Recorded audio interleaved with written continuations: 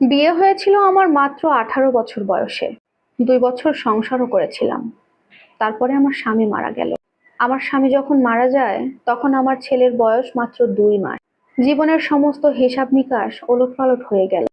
3 বছর পেরোনোর পর আমার দেবরের সাথে পারিবারিকভাবে আমাকে বিয়ে দেওয়া হয়।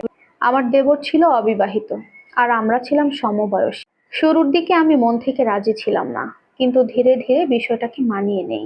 এখন প্রায় 13 বছরের বেশি এই সংসারটা করছি। এই সংসারে আমার দুটো কন্যা সন্তান, একজন 6-এ পড়ে আর একজন 4-এ পড়ে।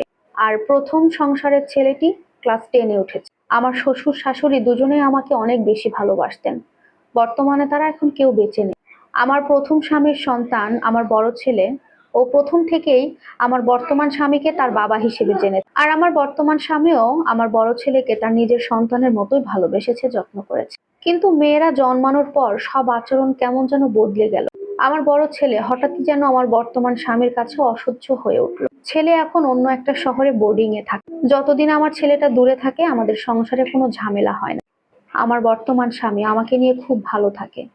আমাদের মেয়েদেরকে নিয়ে তারা ঘুরে বেড়ায়, গল্প করে, আমাকে সময় দেয়, ভালোবাসে। একদম সুখী একটা পরিবারের মতোই আমাদের সময় কাটে। কিন্তু আমার বড় ছেলেটা যখনই ছুটিতে বাড়িতে আসে তখনই আমার বর্তমান স্বামীর আচরণ একদম বদলে যায়। ছেলের সাথে কোনো কথা বলে না, ভালো মন্দ জিজ্ঞেস করলে তার কোনো উত্তর দেয় না।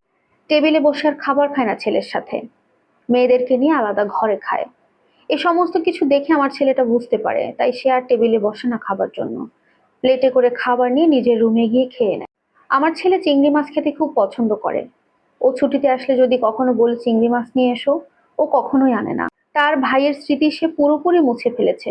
আগে সে তার ভাইকে খুব ভালোবাসত। বিয়ের সময় সে বলেছিল আমার ছেলেটা বাবার আদর, স্নেহ, মমতা থেকে বঞ্চিত হবে না। কিন্তু বিয়ের পরে সে মানুষটা একদমই বদলে গেল। আমার মেয়েরা বাবার ভক্ত। তারাও দেখি তার ভাইকে সহ্য করতে পারে না। একদিন আমার বড় ছেলে আমার 2 মেয়ের জন্য দুটো ক্লিপ এনেছিল মেলা থেকে, কিন্তু আমার ছোট মেয়ে সেই ক্লিপটা হাতে নিয়ে ছুঁড়ে ফেলে দেয়।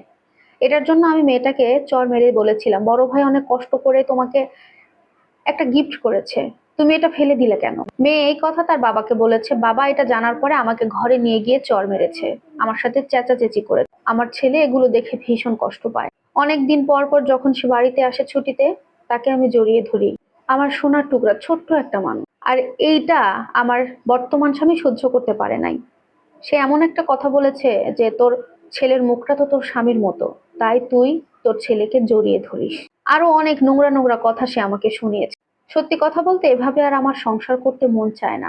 আমি তো নিজের মনের চাহিদার জন্য বিয়ে করিনি, আমি বিয়ে করেছিলাম আমার ছেলে যেন বাবার চাহিদাটা পূরণ করতে পারে সেই জন্য। সবাই বলেছিল চাচা মানে বাবার মতোই হবে। কিন্তু আজকে আমার ছেলেটা আর ঘরে থাকতে পারে না, শুধু অবহেলা আর অপমান।